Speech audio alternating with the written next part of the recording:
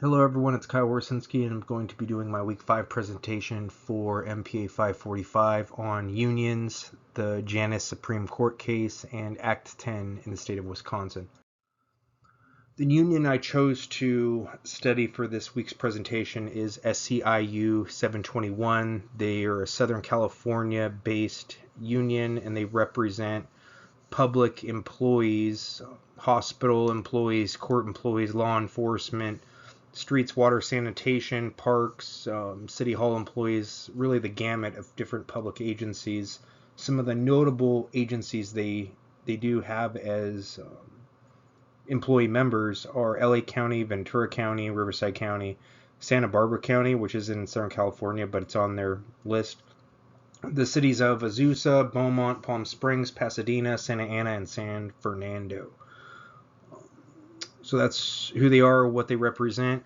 The changes for the union under the Janus versus AFSCME case, the Supreme Court case that was done or ruled last year in 2018. The first thing I noted is that they had a bunch of press releases basically denying the fact that the Supreme Court ruling was valid. They weren't very happy with it. There was a bunch of teaming up with other unions to protest or have pro-union rallies, depending on how you look at it. So that's the first thing they did is they got word out and they mobilized. Some of the longer term impacts that the Janus case has had on this union is they can no longer say that they have 100% membership of the people working for the public agency. And because of that, the people that decide to, in essence, opt out are bullied. And then they've had significant fee increases going from flat fees of $25 a month to 1% to 1.25%. And then it's very possible next year that they'll be going to 1.5% of everyone's annual income. That's a member that chooses to be a member. So the journal article I found that relates to the Janus case or talks about it is a Kolker 2019 article, so very recent. For public employees, speech is free, but is anyone actually listening? So Kolker goes into detail on how she feels about the Janus case, and she feels that it may have been a win for free speech, but realistically, who's actually listening?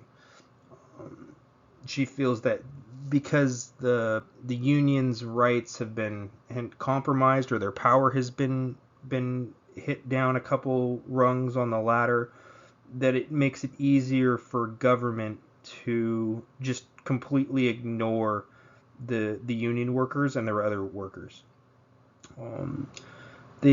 Her other argument is that the Janus case does not increase the voice of non-members because their voices were exactly the same as they are now, and they could have been heard before. She believes that it does prevent money from coming in, and they're not necessarily happy about the lower revenues. The other major thing I noted from that article is that